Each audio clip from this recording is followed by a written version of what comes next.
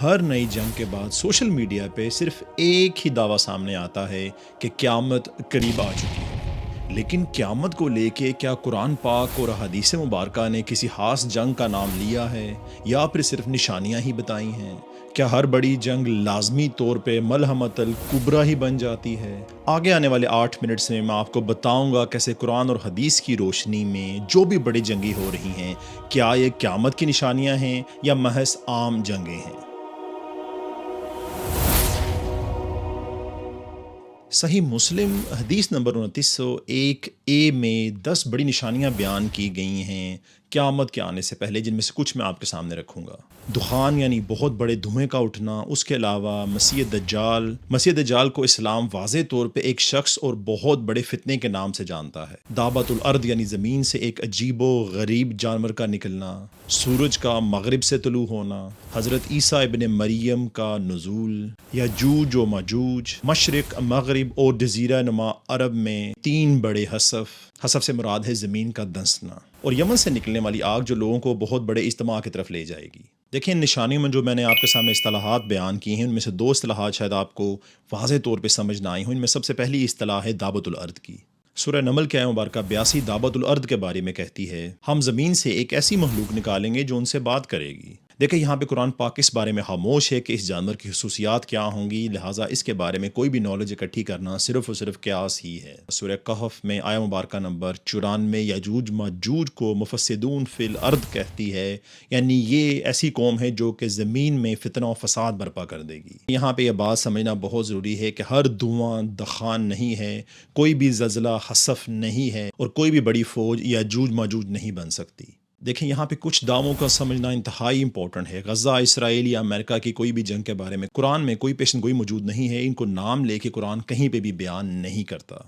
اسی کے ساتھ دوسری جنگیں بھی ملا رہے ہیں، جیسا کہ یوکرین اور رشیا کی جنگ، تو کہیں پہ بھی یہ جنگیں ملحمۃ الکبریٰ نہیں بنتی۔ ملحمۃ الکبریٰ ایک ایسی جنگ ہوگی جو کہ مسلمان اور عیسائی اکٹھے ہو کر لڑیں گے ایک تیسرے دشمن کے خلاف، اور اس جنگ کو جیتنے کے بعد دونوں کی آپس میں جنگ شروع ہو جائے گی، چونکہ عیسائی کہیں گے کہ یہ جنگ انہوں نے حضرت عیسیٰ کی برکت کی وجہ سے جیتی، جبکہ مسلمان کہیں گے کہ اللہ کے فضل کی وجہ سے انہوں نے جنگ جیتی۔ تیسرا دعویٰ جو بہت مشہور ہے کیا جاتا ہے کہ فرات کا پانی کم ہو جائے گا۔ دیکھیں، صحیح مسلم کی حدیث نمبر 2894 کے مطابق فرات کا پانی کم ہونا قیامت کی نشانی تو ہے، لیکن وہاں پہ اور بھی نشانیاں لکھی ہوئی ہیں، جیسا کہ اس جگہ سے سونے کا پہاڑ نکلے گا اور 2 اطراف میں لڑائیاں شروع ہو جائیں گی اور ہر 100 میں سے 99 افراد مارے جائیں گے۔ تو یہ ابھی تک علامات مکمل طور پہ فرات کے کنارے تو پوری نہیں ہوئیں۔ اس کے علاوہ امام مہدی کے بارے میں بھی لوگ دعویٰ کرتے رہتے ہیں کہ امام مہدی آ چکے ہیں، لیکن یہ بات حدیث سے ابو داؤد کے مطابق واضح ہے کہ ان کا نام آپ علیہ السلام کے نام پہ ہوگا، اور ان کے والد کا نام بھی آپ علیہ السلام کے والد کے نام پہ ہوگا، اور وہ اہل بیت میں سے ہوں گے۔ اور ابھی آنے والے اشخاص میں جو امام مہدی کی نشانیاں،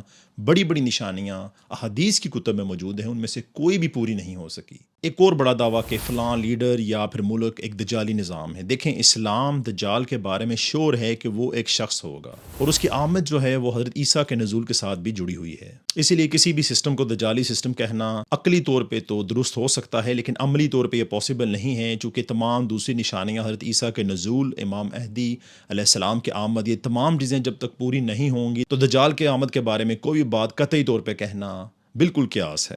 دیکھیں، ان تمام بڑی جنگوں کو قیامت پہ پرکھنے سے پہلے سب سے بڑا اصول ہمیں یاد رکھنا ہوگا کہ قرآن پاک یا حدیث ہمیں صرف نشانیاں بتاتے ہیں، ایگزیکٹ یا پھر محسوس نام نہیں بتاتے۔ مثال کے طور پہ سورہ اعراف آیہ مبارکہ نمبر 187 میں اللہ پاک فرماتے ہیں کہ کہہ دیجئے کہ قیامت کا علم تو صرف میرے رب کے پاس ہے اور وہ اچانک آئے گی۔ سورہ لقمان آیہ مبارکہ نمبر 34 بھی یہ واضح کرتی ہے، بے شک قیامت کا علم تو صرف اللہ کے پاس ہی ہے۔ دوسری طرف سورہ محمد آیہ مبارکہ نمبر 18 کہتی ہے، قیامت کی بعض نشانیاں آ چکی ہیں۔ اس کے علاوہ نبی پاک علیہ السلام نے اپنی بعثت کو بھی قیامت کی نشانیوں کے طور پہ واضح فرمایا ہے، اور یہ بھی فرمایا کہ میں اور قیامت اس طرح بھیجے گئے ہیں ساتھ ساتھ جیسے کہ 2 انگلیاں ہوتی ہیں۔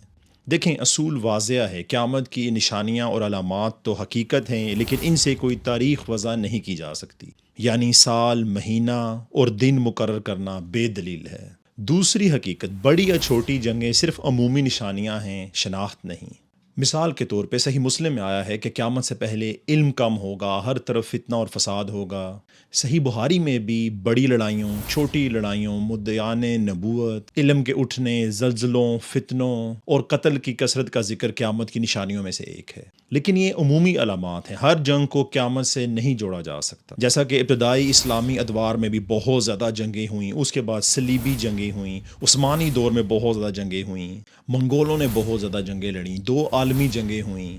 اس کے علاوہ کوریا، ویتنام، عراق، افغانستان اور شام، ہر دور میں لوگوں نے اسے قیامت کا دور ہی سمجھا اور آخری نشانی ہی سمجھا۔ اسی طرح سے موجودہ مشرق وسطیٰ کی جنگ بھی قیامت کی آخری نشانیوں میں سے ہی سمجھی جا رہی ہے، بہت سے ماہر نجومیوں اور سوشل میڈیا انفلوئنسرز کی جانب سے۔ لیکن ایک بات یاد رکھیں، موجودہ ہونے والی جنگوں کے مقاصد مختلف ممالک میں مختلف ہیں، جیسا کہ غزہ کی جنگ کے مقاصد مختلف ہیں، یوکرین اور روس کی جنگ کے مقاصد مختلف ہیں، سوڈان، میانمار، یمن، مشرقی کانگو، مالی، نائجر، برکینا فاسو، نائجیریا اور ہیٹی کے حالات بھی مختلف ہیں۔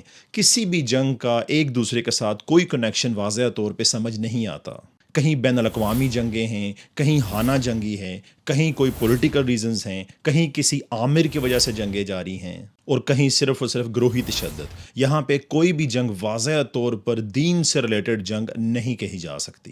دیکھیں، قرآن پاک ہمیں تماشائی نہیں بناتا، قرآن ہمیں ذمہ دار شخص کے طور پہ بہت سے فرائض سر انجام دینے کا کہتا ہے۔ سورہ حجرات کے آیہ مبارکہ 6 میں آتا ہے کہ تحقیق کرو کہیں تمہاری کم علمی کسی کو نقصان نہ پہنچا بیٹھے۔ دوسرا حکم سورہ مائدہ آیہ مبارکہ نمبر 8 میں ہے، انصاف کرو یہی تقویٰ کے زیادہ قریب ہے، کسی بھی قوم کی دشمنی تمہیں عدل سے نہ ہٹائے۔ اس لیے مسلمانوں کی ذمہ داری ہے کہ تحقیق کرنا، انصاف کا ساتھ دینا بہت امپورٹنٹ ہے۔ بے شک آپ لوگ کمزور کا ساتھ دیں، لیکن اس وجہ سے بہت ساری ایسی آیات یا پھر احادیث ان قوموں، گروہوں، قبیلوں یا ممالک پر لگا دینا بھی صحیح نہیں ہے جو کہ اس وقت ناانصافی کر رہے ہیں، چونکہ قیامت کے ساتھ ان کی ناانصافی کا واضح طور پہ کوئی تعلق موجود نہیں ہے۔ اسلام ہمیں 2 انتہا پسند چیزوں سے بچاتا ہے، ایک تو قیامت کا انکار کرنا بھی انتہائی غلط اور اسلامی اقدار کے خلاف ہے، اور دوسری طرف ہر چھوٹی بڑی پیشن گوئی کو لے کر، ہر چھوٹے بڑے واقعے، ہر جنگ کو لے کر یہ کہہ دینا کہ یہ تو قیامت کی نشانی ہے، قیامت آنے والی ہے، یہ بھی کہنا ایک طرح کی بیوقوفی ہے۔ قیامت کا علم صرف اللہ پاک کو ہے، وہ کب آئے گی، چند نشانیاں موجود ہیں جو کہ وثوق کے ساتھ نہیں کہی جا سکتی کہ کب پوری ہوں گی۔ آپ کی رائے کیا ہے اس تمام میٹر کے بارے میں جو T V, media, social media influencers یا پھر نجومیوں سے آپ لوگ سنتے رہتے ہیں؟ ان میں سے کون سی چیز آپ کو زیادہ فیسینیٹ کرتی ہے، جس کو دیکھ کر آپ خود بھی یہ سوچنے پر مجبور ہو جاتے ہیں کہ شاید اب تو قیامت قریب ہی ہے؟